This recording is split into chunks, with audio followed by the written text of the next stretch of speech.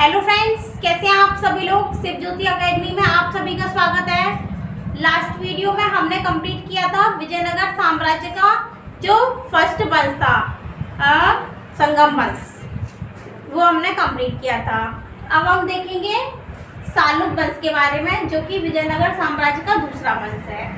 तो सालुक वंश, इसकी स्थापना 1485 ईस्वी से लेके ये चला था 1505 ईस्वी तक, और इसकी स्थापना हुई थी 1485 ईस्वी में। इसका जो संस्थापक था वो था सालुक नरसिंह। इसके दो पुत्र थे, तिम्मा और इम्माड़ी। तो जो तिम्मा है उसकी हत्या के बाद इम्माड़ी नरसिंह को गद्दी मिल गई, और उसके बाद इम्माड़ी नरसिंह के शासनकाल में वास्तविक शक्तियां उसके सेनापति नरसा नायक के पास थी। 1505 ईस्वी में नरसा नायक के पुत्र वीर नरसिंह ने इम्माड़ी की हत्या कर तुलुक वंश की स्थापना करी। अब ये जो विजयनगर साम्राज्य है, इसमें सिर्फ दो ही वंश इम्पोर्टेंट है, जो कि एक वंश हमने पहले लास्ट वीडियो में हमने किया था, संगम वंश, और अब इस वीडियो में जो तुलुक वंश है वो सबसे ज़्यादा इम्पोर्टेंट है। बस ये दो वंश मोस्ट इम्पोर्टेंट है, जिससे हमेशा क्वेश्चन बनते हैं एग्जाम में। तो अब हम इसमें कुछ इम्पोर्टेंट था नहीं, इसलिए मैंने ये शॉर्ट में आपको पढ़ा दिया है। बाकी का जो तुलुक वंश है इसको हम डिटेल से देखेंगे, क्योंकि ये एग्जाम के पॉइंट ऑफ व्यू से काफ़ी इम्पोर्टेंट है। ओके, तो अब देखते हैं तुलुक वंश।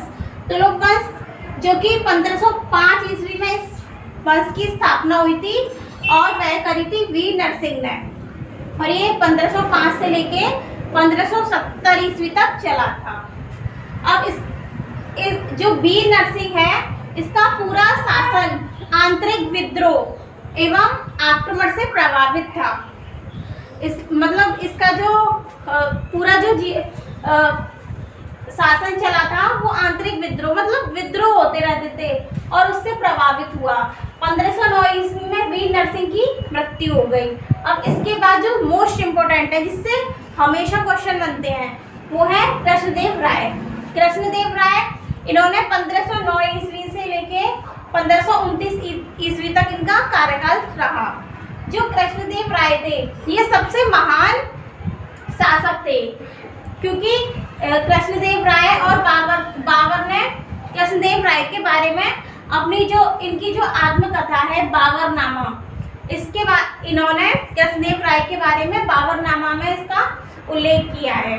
कृष्णदेव राय को भारत का सबसे सर्वाधिक शक्तिशाली शासक इन्होंने बताया था बाबर ने, और उन्होंने इसने अपने सफल सैनिक अभियानों के अंतर्गत 1509 से लेके 1510 ईस्वी में बीदल के सुल्तान महमूद को अदौली के समीप हराया, और इसमें 1513 से लेकर 18 के बीच में कृष्णदेव राय ने बीजापुर के जो शासक थे यूसुफ आदिल खां, उनको परास्त कर रामचूर पर अधिकार किया। अब ये रामचूर जो जगह है, ये दोआब जो क्षेत्र है, कृष्णा नदी और तुंगभद्रा नदी के बीच का जो दोआब क्षेत्र है, उसको रामचूर कहते हैं। तो रामचूर पर इन्होंने अधिकार किया, और इसके बाद इन्होंने गुलबर्गा के किले पर भी अधिकार किया। अब हम देखेंगे आगे। और 1513 से लेकर 18 के बीच में कृष्णदेव राय ने उड़ीसा के गजपति शासक प्रताप रुद्रदेव से कम 4 बार युद्ध किया, और उसे हर बार पराजित किया। रुद्रदेव ने कृष्णदेव राय से संधि कर ली। संधि करने की प्रार्थना करी, और उसने अपनी पुत्री का विवाह कृष्णदेव राय के साथ किया था प्रताप रुद्रदेव ने। अब देखते हैं 1520 ईस्वी तक कृष्णदेव राय ने समस्त शत्रुओं को परास्त कर अपने पराक्रम का परिचय दिया। ये जो कृष्णदेव राय थे बहुत ही पराक्रमी राजा थे।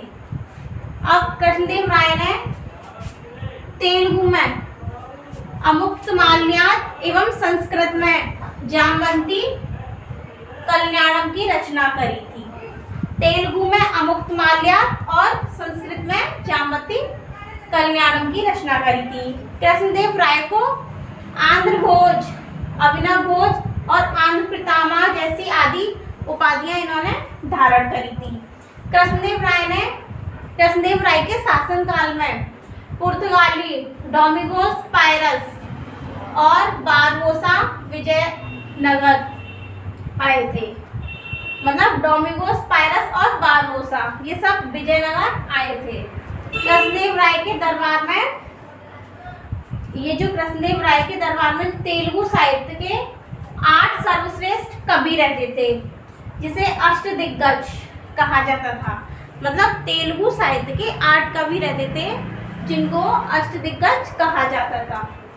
अष्टदिग्गज में जो सर्वाधिक महत्वपूर्ण जो कवि थे, अल्लसानी, पदेदन और तेनाली नाम थे। कृष्णदेव राय के शासनकाल को तेलुगु साहित्य का क्लासिक युग कहा जाता है। जो इनका शासनकाल था उसको तेलुगु साहित्य का क्लासिक युग कहा जाता है। अब नागलपुर नामक नए राज्य हजारा एवं विठल स्वामी जी का मंदिर का निर्माण कृष्णदेव राय ने करवाया था। इसके बाद कृष्णदेव राय की मृत्यु 1529 ईस्वी में हो गई। उसके बाद इस वंश का जो अंतिम शासक था वो था सदाशिव राय। इसका सेनापति राम राय था और युद्ध के मैदान में राम राय मारा गया। उसके बाद में सदाशिव राय ने अपना अगला सेनापति तिरुमल को बनाया और तिरुमल ने ही सदाशिव राय की हत्या कर दी। उसके बाद तिरुमल ने एक नए वंश की स्थापना करी, जिसको अराविडु वंश कहा जाता है। अब हम देखेंगे अराविडु वंश के बारे में। अब देखेंगे अराविडु वंश। अराविडु वंश 1570 ईस्वी से लेकर 1650 ईस्वी तक रहा। ये जो अराविडु वंश है इससे ज़्यादा क्वेश्चन नहीं बनते, इसलिए मैंने ये आपको शॉर्ट में जो भी क्वेश्चन बनते हैं वो मैंने आपको राइट करा दिया है।